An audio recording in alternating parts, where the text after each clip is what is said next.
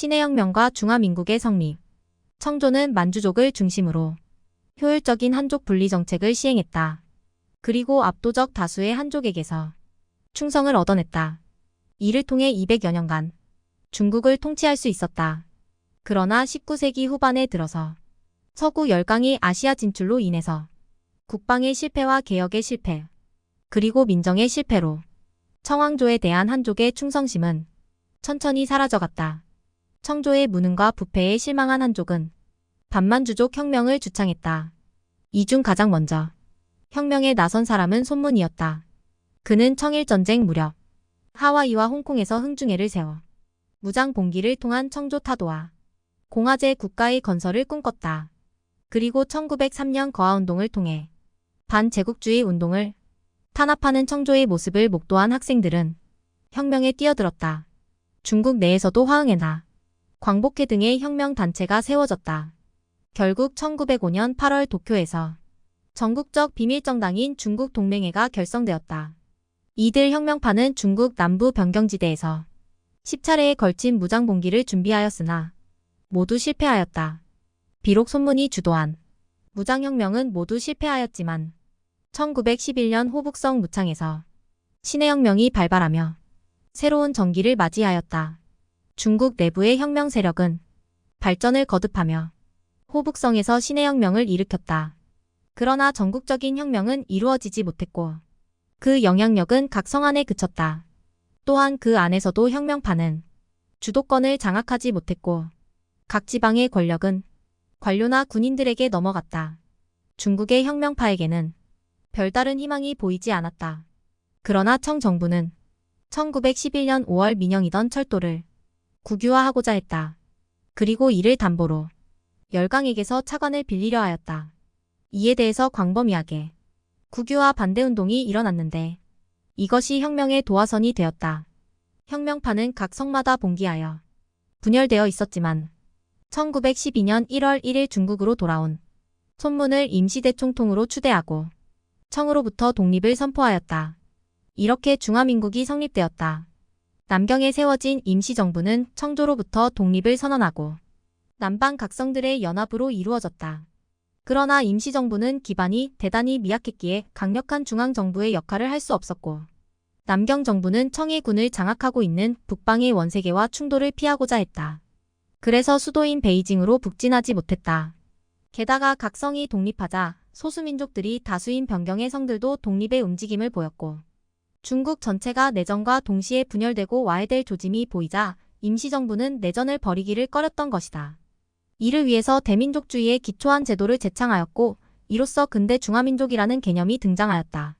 남경정부는 청해 군대를 장악하고 있던 원세계에게 중화민국의 임시대총통 자리를 약속하며 청에서 중화민국으로 넘어올 것을 제의했다.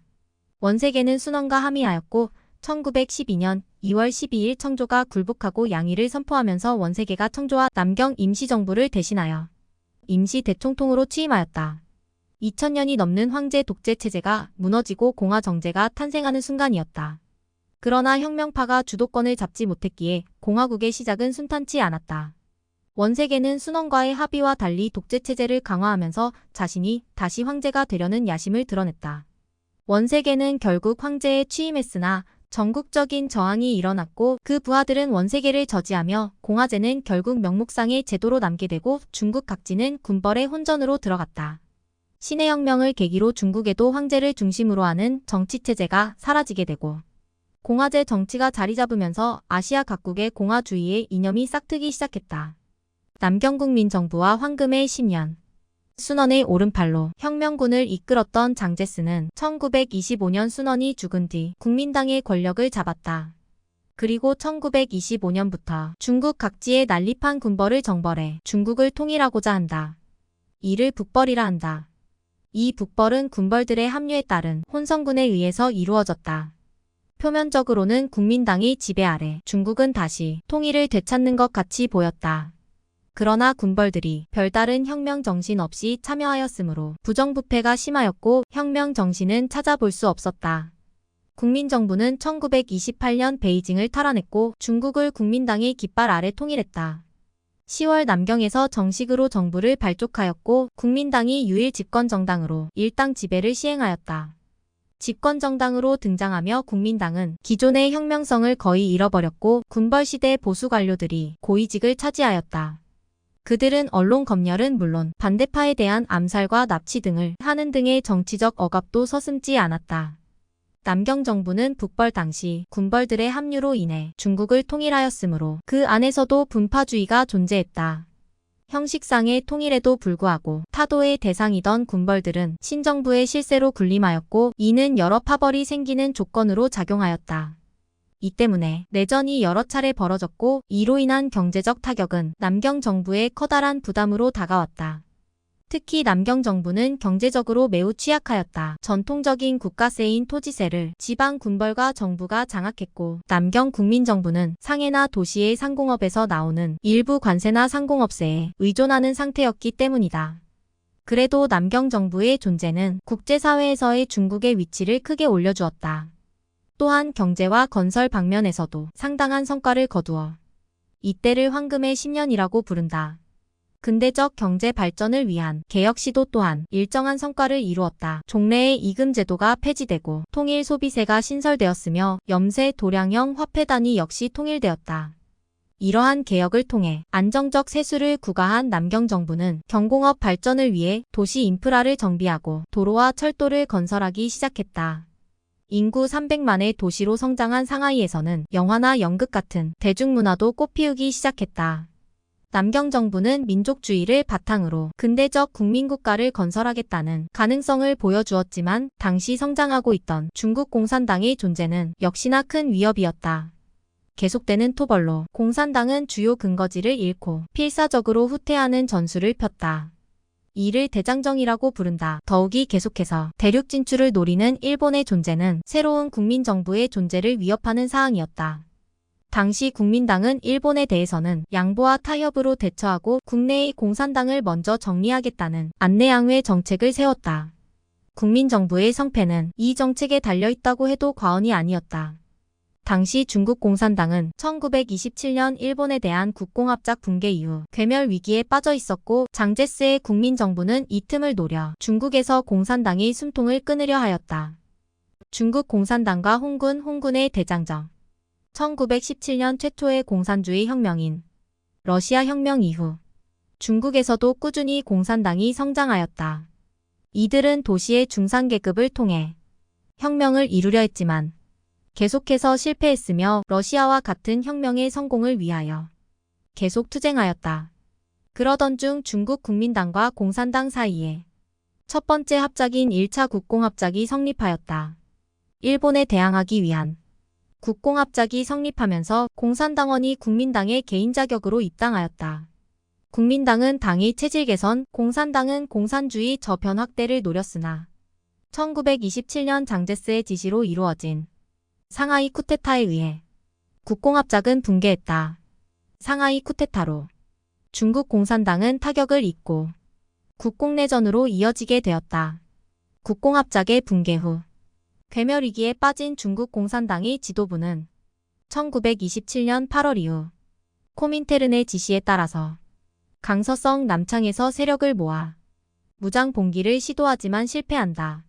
국민당이 비록 완전한 지배를 이루지 못했어도 공산당에 비할 바는 아니었기에 강력한 무력으로 공산당 봉기를 진압했다. 이어서 호남성, 강서성, 광동성에서의 모든 봉기가 실패하면서 중국에서의 소비에트 건설은 실패로 돌아갔다. 이러한 소멸의 위기 속에서 새로운 혁명 방식을 모색하려는 시도가 이루어졌다. 공산당의 모택동은 호남성 장사를 점령하라는 지시를 거부하고 강서성과 호남성의 경계에서 노농혁명군을 조직하였다. 모택동은 러시아와 달리 농촌 인구가 압도적인 중국에서는 농민혁명만이 성공할 수 있다고 생각하였다. 이때부터 중국 공산당은 모스크바와는 다른 독자 노선을 걷기 시작하였다. 중국 공산당의 당군인 홍군도 노농혁명군에서부터 출발하였다. 1927년 1월 정강산에서 하층 민중과 농민으로 조직된 홍군은 최초의 농촌 근거지를 건설하고 무장 봉기에서 패퇴한 병력을 흡수하였다. 이때 홍군만의 유격 전술을 도입하여 국민당이 압도적인 군사력에 대항하였다. 공산당 중앙당부는 여전히 상하이나 대도시에 중심을 둔 노동계급 기반의 혁명을 지지했지만 모택동이 시작한 농민혁명과 토지혁명, 홍군 건설에 대해서 점차 영향력이 커지자 이들을 무시할 수 없게 되었다. 이후 3년에 걸쳐 홍군은 영향력 범위를 확대했고 농촌 지역에서 소비에트 15개소, 병력 6만 명이라는 거대 세력으로 성장하였다. 그러나 이러한 급격한 성장은 일본과의 전쟁에 신경이 쏠려 있던 국민당의 견제를 불러왔다. 국민당은 전체 소비에트를 포위하는 거대 포위망을 구성하였고 소비에트의 절멸을 기도했다. 그러나 1차에서 4차에 걸친 국민당의 집중 포위 공격은 실패하였고 1931년에는 중화소비에트 공화국 임시중앙정부가 성립하였다. 당 중앙위원회도 1933년 상해에서 강서성으로 옮겨왔다. 그러나 소비에트의 기반이 공고했던 것은 아니다. 1933년 10월 국민당의 장개석은 50만의 병력과 200대의 비행기로 5차 소비에트 포위 계획을 시작했다. 결국 공산당은 1934년 강서 소비에트를 포기하기로 결정하였다. 공산당의 홍군은 10월 국민당군의 포위와 추격을 뚫고 호남성, 광서성, 귀주성, 운남성, 사천성 등을 거치는 기나긴 탈출을 시작하였다. 홍군의 이 기나긴 탈출을 대장정이라고 부르게 되었다. 중국 대륙을 가로지르며 1만 2,500km의 거리를 1년에 걸쳐 이동한 대탈출이었다. 군사적으로는 패주에 불과했지만 이 탈출로 인해서 중국 전역에 홍군의 이념을 알리게 되었다. 대부분 농민이었던 홍군은 농촌 지역에 피해를 끼치지 않았고 이것은 훗날 중국 통일에 커다란 자산이 되었다. 모택동은 대장정을 이끌며 중국 공산당의 군사지도권을 장악하였다. 그러나 홍군의 병력은 크게 감소하여 8만여 명에서 1만 명 이하로 줄어들었고 새로운 본거지인 예난에서의 영향력 확보에 신경 써야 했다. 만주사변 일본의 중국 침략과 2차 국공합작 일본은 러일전쟁 승리 이후로 남만주와 동북지역에서 영향력을 확보하였다. 그러나 1928년 남경국민정부가 성립하고 세계대공황이 닥쳐오자 일본은 만주와 몽골에서의 이권 확보를 국가의 생존에 관련된 사항으로 인식하고 중국 동북지역을 무력으로 점령하려 하였다. 1931년 9월 만철로선 폭파 사건을 빌미로 관동군은 동북지역을 침략하기 시작했고 5개월 만에 점령하였다. 일본의 만주 침략은 관동군의 독단적 행동과 그에 대한 일본 정부의 묵인으로 시작되었다. 결국 그렇게 15년에 걸쳐 일본의 대륙 침략 전쟁이 시작되었다. 남경 정부는 일본의 불법적 침략을 규탄해줄 국제연맹의 외교적 해결을 기다렸다. 그러나 국제연맹은 실질적 구속력이 없었고 남경 정부 역시 일본군의 완강히 저항할 힘이 없었다. 만주사변으로 불린 이 침략으로 인해 1932년 3월 1일에는 일본 제국의 괴뢰국인 만주국이 탄생했다. 국제연맹은 이 만주사변을 조사하기 위해 1931년 리튼 조사단을 파견하기도 하고 중재를 위해 노력하였으나 만주의 공동관리에 대한 이야기가 나오자 일본은 국제연맹에서 탈퇴해버리는 등 외교적 마찰까지도 불사하였다. 일본은 계속 대륙으로 진격하였고 화북지방의 오성을 점령하여 자치를 내건 지방 정권을 만들었다. 이는 화북 오성의 자원과 시장을 수탈하기 위해서이기도 했으며 화북에서 남경국민 정권의 영향력을 배제시키려는 목적이기도 했다. 이에 장개석은 일본의 침략에 대비해 군수산업을 중심으로 중공업을 발전시켰고 국민당군을 170만의 병력을 갖춘 군대로 편성하여 총동원 체제를 갖추어 나가고 있었다. 그럼에도 불구하고 국민당의 기존 노선은 민중의 항일운동을 억누르는 기존의 정책을 여전히 유지하였다. 1937년 들어와 사태는 급변하였다. 7월 7일 일본은 노구교 사건을 일으켜 군사적 도발을 감행하였다. 이에 중국 측에서 자위항전 성명을 발표하며 전쟁은 전면전으로 확대되었다. 이때부터 중일전쟁으로 부르며 전쟁이 본격화되었다. 상해와 남경이 연속적으로 함락되었으며 점령 이후 남경에서는 대규모 학살이 자행되었다. 난징대 학살로 불리는 잔인한 학살극이 도시 곳곳에서 펼쳐졌다. 국민정부는 일본군의 폭격을 피해 호북성, 사천성 등으로 수도를 옮기며 계속 저항하였다. 1938년까지 일본군은 중국 전역에서 철도와 도시를 중심으로 점령을 계속하였으나 서남 지역을 후퇴한 국민정부에는 더 이상 타격을 가할 수 없었고 전선은 1944년까지 고착되었다. 미국 등 국가들의 원조가 동남아시아를 통해 들어오기도 했고 1941년 미국과의 전쟁으로 일본이 더 이상 중국에 신경을 쓸 수 없는 상황 덕분이기도 했다.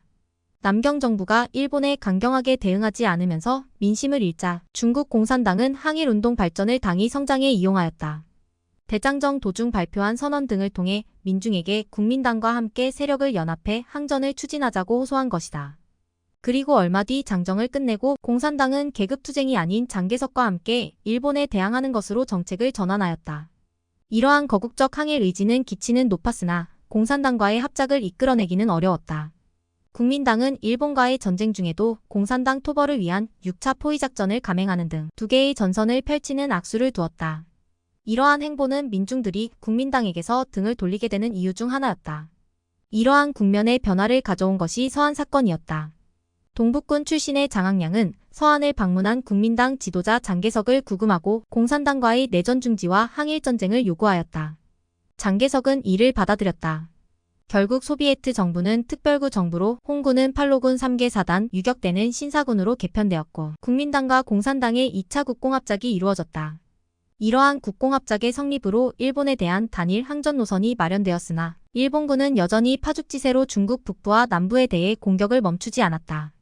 중국 공산당의 유격대는 화북 지방에서 농민을 동원해서 후방 지역과 철도를 공격하며 세력을 확대했다. 이들은 1936년 무렵에는 1만여 명에 불과했으나 10년이 지난 1945년 무렵에는 100만에 가까운 세력으로 성장했다. 공산당의 폭발적인 성장에 놀란 장개석은 1941년 화남의 신사군을 양자강 이북으로 옮기도록 요구하고 이동 중인 신사군 9,000명을 안희성 남부에서 포위하여 섬멸했다. 이 사건으로 그때까지 유지되던 국공합작이 사실상 모택동은 다가올 일본의 패망과 국민당과의 전쟁에 대비하면서 농촌에서 영향력을 넓혀나가기 시작했다. 국공내전과 중화인민공화국의 설립 1945년 8월 일본이 패망하면서 중국에서의 전쟁도 종료되었다. 중국은 일본을 상대로 전쟁에서 승리하였다. 그러나 그 승리는 중국인 2천만 명이 죽고 5천억 달러 이상의 손해를 입은 상처뿐인 승리였다. 국민들은 경제회복과 새로운 국가 건설이 염원이었지만 국민당과 공산당의 패권 다툼이 남아있었다.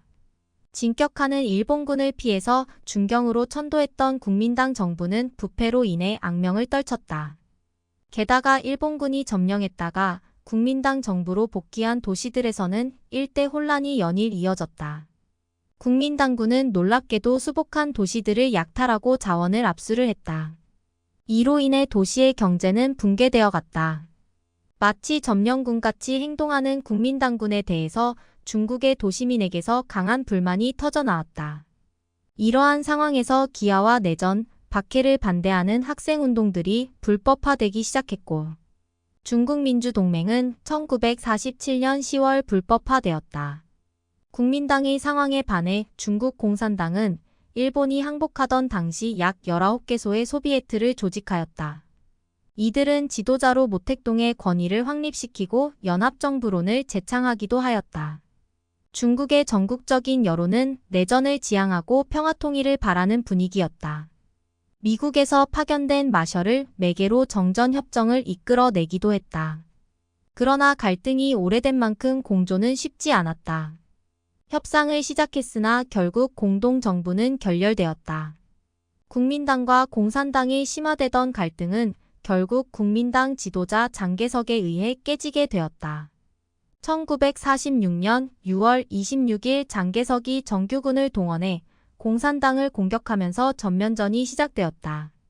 국민당군 160만 명은 소비에트 해방구에 대해 공격을 시작하였다. 게다가 11월에는 민주당과 공산당을 제외하고 국민대회를 통해 헌법을 통과시켜 입헌을 천명하였다. 이러한 국민당의 행보에 공산당도 대응책을 마련하였다. 공산당은 도시와 철도를 점령한 국민당군에 대해서 게릴라 전술을 펼쳤다. 이는 일본군에 대응했던 전략을 그대로 국민당군에게 시행한 것이다. 거기에 농촌으로 들어가 경작자가 토지를 가지게 되는 토지혁명을 진행하여 농민들로부터 지지를 이끌어냈다. 국민당이 지도에서 점으로 나타나는 도시를 바탕으로 기반을 유지했다면 이들은 농촌을 기반으로 자신의 기반을 형성해 나갔다. 그러나 중국은 절대 다수의 인구가 농촌에 거주하고 있었다. 그리하여 한때는 중국 공산당의 본거지인 예난이 국민당의 손에 잠시 넘어가기도 했으나 곧 공산당 인민의 반군의 반격이 시작되었다. 중공은 우선적으로 동북 지역에서 소련의 지원을 받아 국민당군을 고립시켰고 여기서 승기를 잡았다. 그리고 기세를 몰아 화북 지역을 공격하였다. 이때가 1948년으로 이때 거의 승리가 확실시되었고 1949년 12월 정도에는 대만을 제외하고는 대부분의 중국이 모두 공산당의 지배에 들어간 상황이었다. 장개석은 50만의 군대와 함께 대만으로 패주하였다. 이를 국부천대라고 부른다. 국민당군 병사와 피난민 200만 명은 대만으로 들어갔으며 패주하면서 본토에서 모은 중국의 보물을 비행기에 실어 대만으로 가져갔다. 2차 국공내전은 결국 공산당의 승리로 돌아갔다. 1949년 10월 1일에는 천안문 광장에서 모택동은 중국 인민은 일어섰다 라고 말하며 중화인민공화국의 성립을 선포하였다. 새롭게 형성된 중화인민공화국은 공산당의 지도 아래 독재를 취하는 인민민주주의 독재국가였다. 공산당의 인민의 반군은 하나의 중국을 외치며 대만을 탈환하려 요충지인 진먼을 공격하기도 했으나 결국 실패했고 지금까지도 대만을 바라만 보고 있다. 초기의 중화인민공화국 1949년 10월 1일 천안문 광장에서 중화인민공화국이 설립되었다. 중국은 인민공화국 설립에 앞서 새로운 중국의 정치제도를 준비하였다. 이들이 구상한 새로운 중국은 노동자와 중국 공산당의 지도 아래 국민당에 대한 독재를 취하는 인민민주주의 독재국가였다. 건국 이후 공산당의 급선무는 외교관계를 통해 소련과 관계를 맺는 것이었다. 1949년 12월 중국을 출발한 모택동이 3개월간이나 소련에 머물면서 우호 조약을 체결한 사실은 중국의 다급함을 보여주는 사례이다.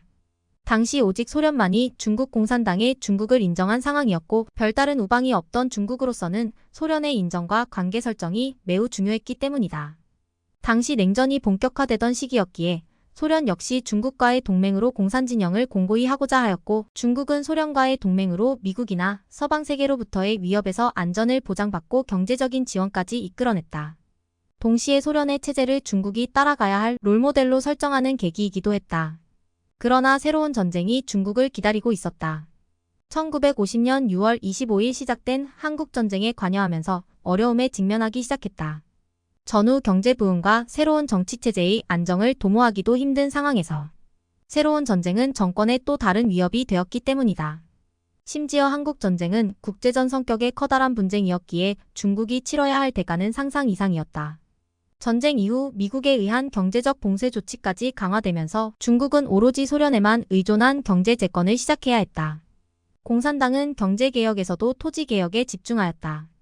토지개혁은 이미 국공내전기에 시작되었는데 1950년 6월 30일 발표된 토지개혁법은 농민의 토지 소유제를 실현하는 목표를 두었다. 지주계급의 토지와 가축 등을 몰수하여 농민에게 재분배하였다.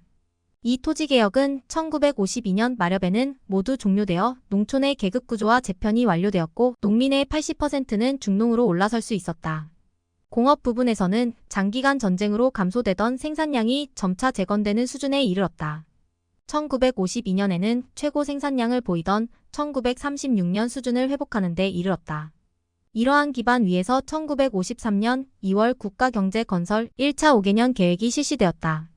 1차 국가경제건설은 소련식 경제건설을 목표로 추진되었지만 1950년대 중반의 상황은 중국의 경제에게 낙관적이지 않았다. 최초 1953년 개발계획이 추진될 때에는 매우 순조로웠다. 농업과 공업의 생산 증대 목표도 1년을 앞당겨 1956년에 초과 달성되기도 하였다. 그러나 소련에서 시작된 탈스탈린주의, 스탈린 비판은 중공에도 큰 영향을 주었고 중국 지식인들 역시 공산당에 대한 비판을 시작하였다. 이러한 비판은 1957년 5월 이후 반우파 투쟁이라는 형태로 반격당했으며 이 운동으로 수많은 사람이 우파 분자라는 딱지를 붙이게 되었다. 이로 인해 공산당의 정책은 무조건 옳은 것이 되었으며 건설적인 반대 의견은 나올 수 있는 통로가 완전히 막히게 되었다. 독재체제 아래 중국 사회는 점차 경직되었다. 대약진 운동과 문화대혁명. 중국은 1958년부터 국가경제건설 2차 5개년 계획을 실시했다. 공업 부분에서는 철강을 중심으로 발전 계획을 구상하고 농업에서는 곡물의 생산량을 늘리는 쪽으로 목표를 잡았다. 당시 우방국 소련은 인공위성을 발사하는 등의 국제적 행사를 진행하고 있었는데 이에 자극받은 모택동은 15년 이내로 철강 생산량에서 영국을 따라잡겠다는 캐치프레이를 내걸고 생산 부분에 대약진 운동을 펼쳤다. 대약진 운동은 마오쩌둥의 주도로 진행된 농공업 증산 정책이었다. 중국은 당시 농업국으로 국가 발전의 유일한 수단은 오직 농업뿐이었다. 농업 생산량을 늘리기 위해 한정된 농지에서 곡물을 빽빽히 심고 땅을 깊게 파는 밀식과 심경을 이용했다. 그러나 이 방법은 오히려 생산량을 감소시켰고 58년부터 시작된 자연재해가 61년까지 지속되면서 농업 생산량은 급속한 감소를 보인다. 1958년에는 참새를 해로운 새로 규정하여 참새잡기 운동을 벌였다. 이로 인해 수많은 해충이 창궐하여 대흉년이 들었다. 1960년에는 총 농경지의 절반이 가뭄, 태풍, 수해에 휩쓸렸으며 농토와 농산물을 잃었다. 이러한 농업정책의 실패는 결국 수많은 중국민의 아사를 불러왔다. 또한 공업 부분에서는 철 생산량을 늘리기 위해 각지에서 용광로를 만들게 하고 철 생산량을 할당했다. 그러나 이는 재래식 방식의 흙 용광로에 불과했고 할당량을 채우기 위해 생활용품을 용광로에 넣는 등의 일이 빈번하게 일어났다. 할당량을 위해 농기구를 용광로에 넣어 고철로 만들어 납품하는 웃지 못할 일이 일어났다. 게다가 여기에 사용한 연료인 나무가 마구 베어지면서 결국 수해의 원인이 되기도 하였다. 여러모로 총체적 난국이었다. 농업, 공업에서의 대약진 운동은 실패로 기결되었다. 이로 인해 대기아가 발생하여 약 2천만 명이 넘는 중국인민이 사망했다. 1959년 팽덕회는 이러한 모택동의 잘못을 비판하고 실각하기도 했지만 국가주석과 당주석이 분리되면서 모택동은 국가주석 자리에서 물러났다. 중국 전역에서 아사를 피하기 위해 진흙과 잡초를 먹으며 생존 경쟁을 펼치는 지옥도가 펼쳐졌다. 대약진 운동의 뒷수습은 유기소와 등소평의 주도로 추진되었다. 이들은 경제조정 정책을 통해 이 난국을 타개하려 하였다. 이때 흑묘백묘론도 등장하였다. 이러한 조정 국면에 대해 모택동은 수정사회주의 모델의 비판을 가하였고 이러한 갈등과 긴장은 모택동이 일으킨 무상계급 문화대혁명으로 이어졌다. 바로 문화대혁명의 시작이다. 문화대혁명은 1965년 11월 10일 상해의 문해보에서 시작되었다. 당 중앙이 다수파를 저격한 이 사건으로 모택동은 중앙문화혁명 조소를 출범시켜서 투쟁을 확산시켰다. 이 투쟁에는 대학생과 중 고등학생이 중심이 되었다. 이들은 홍위병이라는 이름으로 모택동을 호위하였다. 모택동은 낡은 문화와 사상, 습관의 파괴를 제창하고 반동파에 대한 저항을 정당화했다.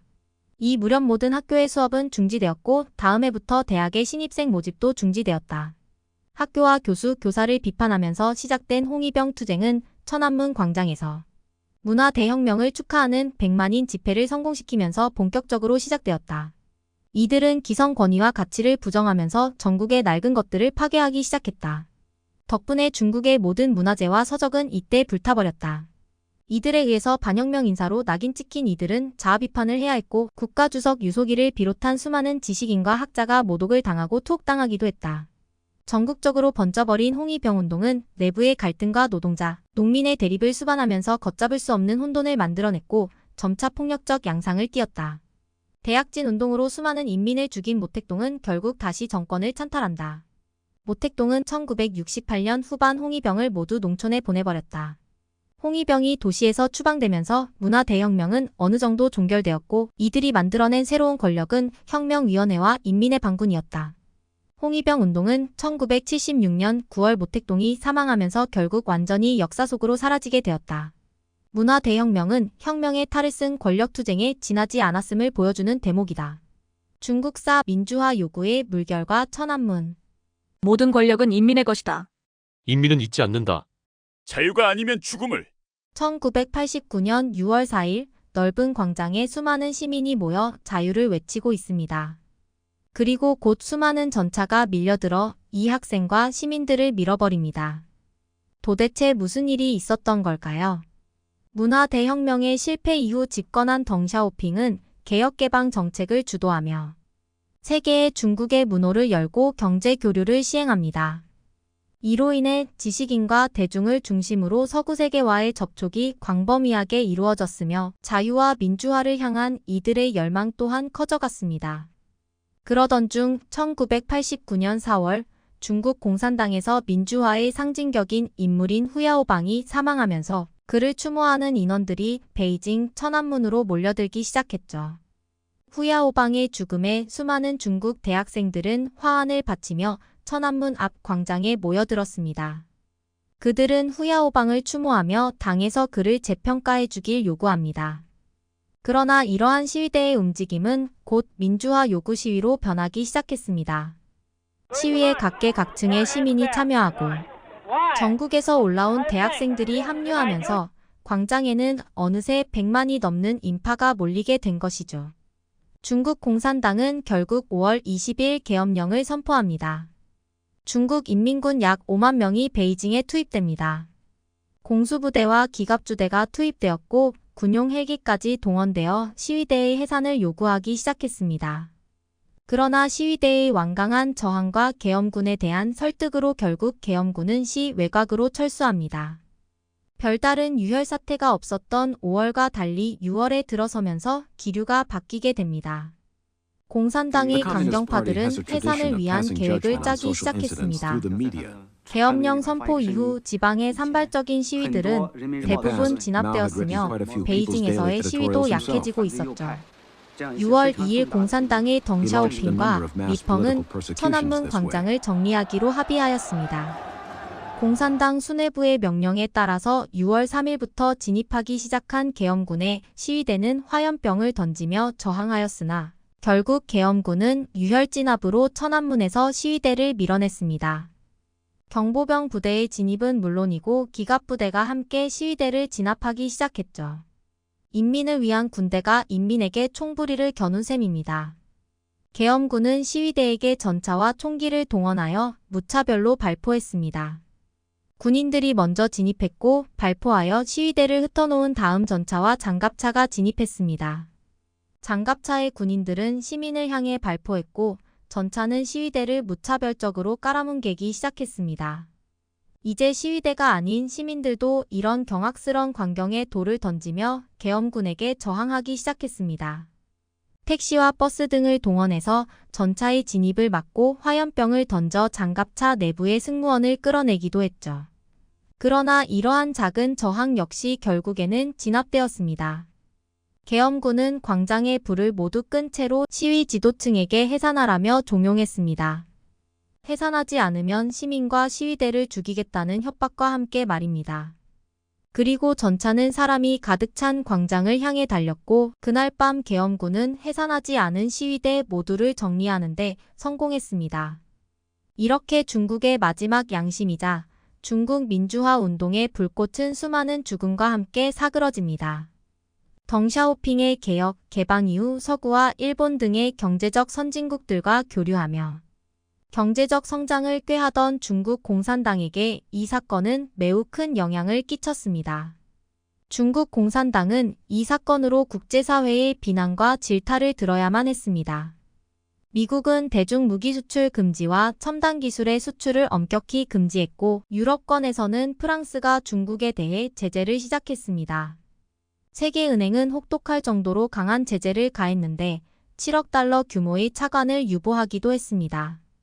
이에 중국 공산당에서는 먼저 아시아 국가들에 대한 우호 전략을 내세우며 난관을 타게 하려 했죠. 1992년에는 한중수교를 맺었으며 조금씩 천안문의 기억을 잊어나가기 시작했습니다. 민주화를 외쳤던 유일한 중국의 양심은 그렇게 폭력 아래 사그러졌고 중국은 일당 독재 사회주의 체제를 계속 이어나갑니다.